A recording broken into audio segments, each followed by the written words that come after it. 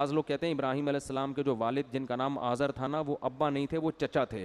یہ بالکل دلیل کے لحاظ سے غلط بات ہے. وہ ان کے ابا ہی تھے. قرآن جگہ جگہ ان کو ابا ہی کہہ رہا ہے. کیونکہ بعض کہتے ہیں کہ مشرک کے جو والد، پیغمبر کے والد مشرک نہیں ہو سکتے، تو یہ غلط ہے. پیغمبر کے والد مشرک ہو سکتے ہیں. تو قرآن سے پتہ چلتا ہے ابراہیم علیہ السلام کے والد مشرک تھے.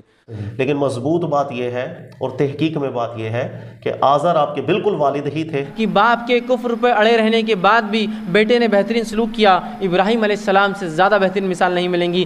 الحمدللہ والصلاة والسلام علی رسول اللہ صلی اللہ علیہ وسلم.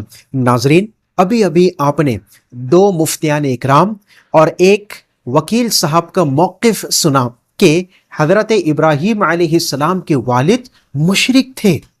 اس کے برعکس بہت سے مفسرین گزرے ہیں جنہوں نے حضرت ابراہیم علیہ السلام کے والد کو مومن قرار دیا ہے. ہمارا بھی یہی موقف ہے کہ حضرت ابراہیم علیہ السلام کے والد مومن تھے. اسی بات کو ثابت کرنے کے لیے آج کے اس مختصر سے ویڈیو میں میں قرآن کے دلائل آپ کے سامنے پیش کروں گا اور انشاءاللہ تبارک و تعالی اپنا موقف قائم کر سکوں گا کہ واقعی حضرت ابراہیم علیہ السلام کے والد مومن تھے. تو چلیے بلا تاخیر آج کے اس ویڈیو کو شروع کرتے ہیں.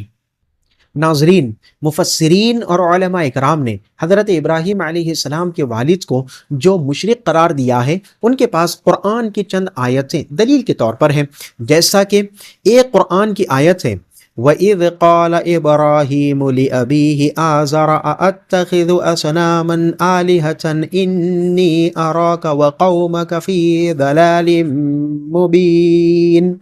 اس کا معنی یہ ہوتا ہے کہ یاد کیجئے جب حضرت ابراہیم علیہ السلام نے اپنے باپ آزر سے کہا، کیا تم بتوں کو اپنا خدا بناتے ہو؟ میں تمہیں اور تمہاری قوم کو کھلی گمراہی میں دیکھتا ہوں. اس آیت میں آزر ایک نام استعمال ہوا ہے اور ساتھ ہی ابن یعنی کہ ابی ہی، ابو کے طور پر بھی استعمال ہوا ہے. اس لیے مفسرین نے اور علماء اکرام نے یہ نتیجہ اخذ کیا کہ حضرت ابراہیم علیہ السلام کے والد مشرک تھے. البتہ میں یہاں پر مختصر انداز میں اس آیت کی تفسیر کرتا چلوں کہ علماء اہل سنت نے وضاحت کے ساتھ یہ بات بتا دی ہے کہ اس آیت میں جو آزر نام استعمال ہوا ہے وہ حضرت ابراہیم علیہ السلام کا والد نہیں ہے، بلکہ وہ حضرت ابراہیم علیہ السلام کا چچا تھا. اس نے حضرت ابراہیم علیہ السلام کی پرورش کی تھی، پال پوس کر بڑا کیا تھا. اس اعتبار سے اور دوسری بات یہ کہ عربی زبان میں ابن لفظ صرف حقیقی ابا کے لیے استعمال نہیں ہوتا ہے بلکہ چاچا کے لیے بھی استعمال کیا جاتا ہے. اس بنا پر علماء اہل سنت نے یہ وضاحت پیش کی ہے، اس آیت کی یہ تفسیر کی ہے کہ اس میں جو آزر نام آیا ہے وہ حضرت ابراہیم علیہ السلام کے چچا کا ہے، جو کہ مشرک تھا اور مشرک ہی ہلاک ہوا. اب اس کے تعلق سے انشاءاللہ تبارک و تعالی میں چند دلائل قرآن سے ہی آپ کی خدمت میں پیش کرنے کی سعادت حاصل کروں گا، جس سے 100% یہ ثابت ہو جائے گا کہ آزر حضرت ابراہیم علیہ السلام کا حقیقی والد نہیں تھا بلکہ وہ آپ کا چچا تھا. آئیے آگے کی جو قرآن کی آیت ہے اس طرف ہم بڑھتے ہیں.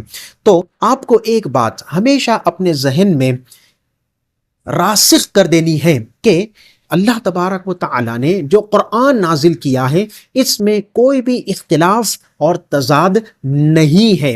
جیسے کہ مثال کے طور پر اللہ تبارک و تعالی نے ایک آیت کے جز میں ارشاد فرمایا ہے، وَلَوْ كَانَ مِنْ عِنْدِ غَيْرِ اللَّهِ لَوَجَدُوا فِيهِ اخْتِلَافًا كَثِيرًا. اس کا معنی یہ ہوتا ہے کہ اگر یہ قرآن غیر اللہ کی طرف سے ہوتا تو وہ اس میں کثرت کے ساتھ اختلاف پاتے. اس کا معنی یہ ہے کہ یہ کتاب جو قرآن ہے یہ اللہ تبارک و تعالیٰ کی طرف سے ہے اور اس میں کوئی بھی اختلاف اور تضاد نہیں ہے. اب آئیے کہ آزر یہ حضرت ابراہیم علیہ السلام کا چچا ہے، اسے ہم ثابت کرنے کی یہاں پر کوشش کرتے ہیں کہ جب حضرت ابراہیم علیہ السلام اپنے شہر سے دوسرے شہر کی طرف ہجرت کر رہے تھے تو ہجرت کرنے سے پہلے آپ نے اپنے چچا کو بہت سی نصیحتیں کی، جیسے کہ مثال کے طور پر یا ابتی بول کر قرآن میں لفظ آتا ہے جو کہ ابو کے طور پر تو ہے مگر یہاں پر چچا مخاطب ہیں، جو اس کی وضاحت میں نے آپ کو پہلے ہی کر کے بتا دیا۔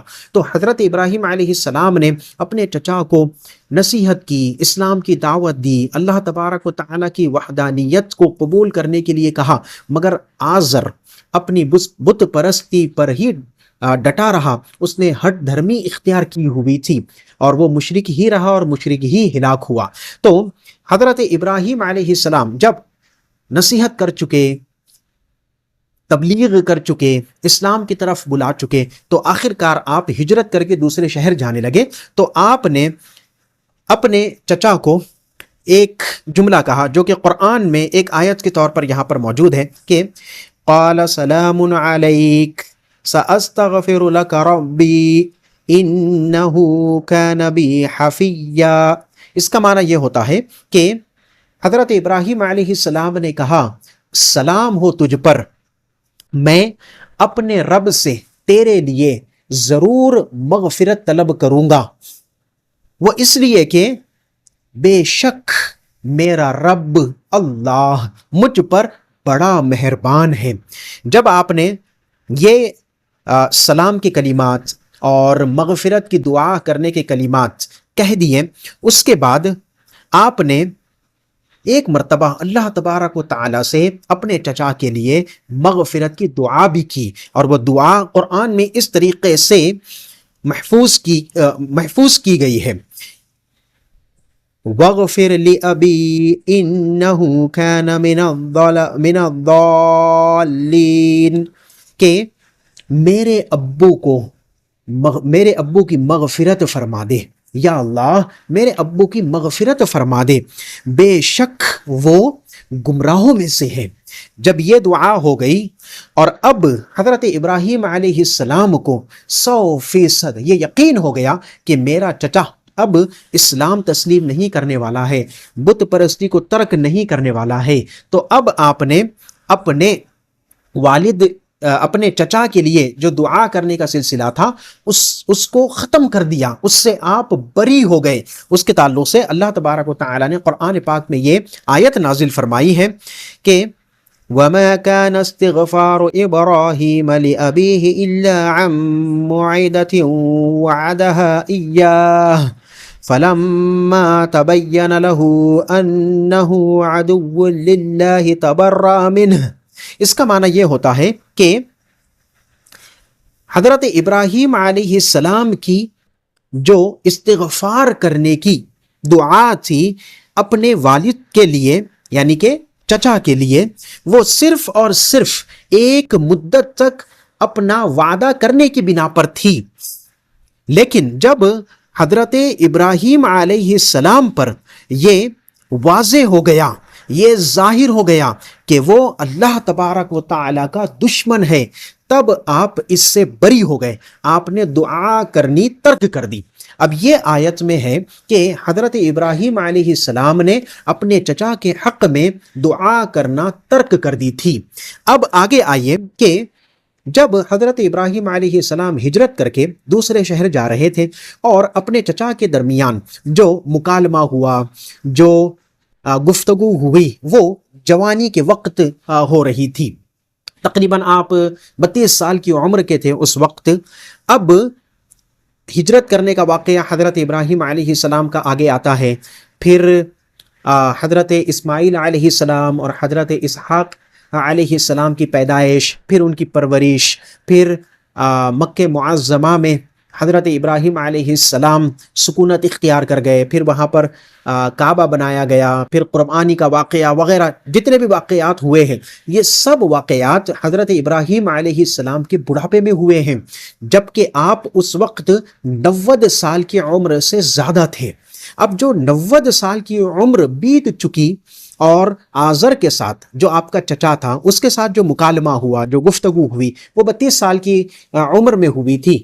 اب اللہ تبارک و تعالیٰ نے ابھی جو آیت گزری قرآن کی، اس میں فرمایا کہ حضرت ابراہیم علیہ السلام اپنے والد کے حق میں دعا کرنے سے بری ہو گئے جب انہیں 100% یہ یقین ہو گیا کہ یہ اب ایمان لانے والا نہیں ہے۔ تو اب آخری وقت میں جب کہ حضرت ابراہیم علیہ السلام بڑھاپے کی عمر میں ہے، آپ پھر سے دعا کرتے ہیں، اور وہ دعا کیا ہے؟ ربنا اغفر لی لوالدی وللمؤمنین یوم یقوم الحساب۔ اب اس کا معنی کیا ہے کہ اے ہمارے رب، میری اور میرے والدین کی مغفرت فرما، ساتھ ہی مومنین کی مغفرت فرما جبکہ یوم حساب قائم ہوگا۔ تو اب یہاں پر دیکھیں کہ حضرت ابراہیم علیہ السلام اپنے والدین کے لیے مغفرت کی دعا طلب کر رہے ہیں۔ بے شک یہاں پر جو والدین لفظ استعمال ہوا ہے یہ آزر نہیں ہو سکتا، اس لیے یہ ہماری قرآن سے ہی دلیل ہے کہ الحمدللہ تعالی حضرت ابراہیم علیہ السلام کے والد صاحب مومن تھے، ان کے لیے آپ دعا کیا کرتے تھے ربنا اغفر لی ولوالدی۔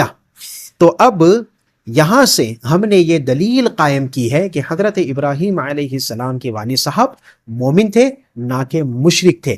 آزر جو تھا وہ مشرک تھا، اور مشرک ہی ہلاک ہوا جو کہ آپ کا چچا تھا۔ تو بہت بہت شکریہ آپ کا اس ویڈیو کو ملاحظہ کرنے کے لیے۔ السلام علیکم ورحمۃ اللہ وبرکاتہ۔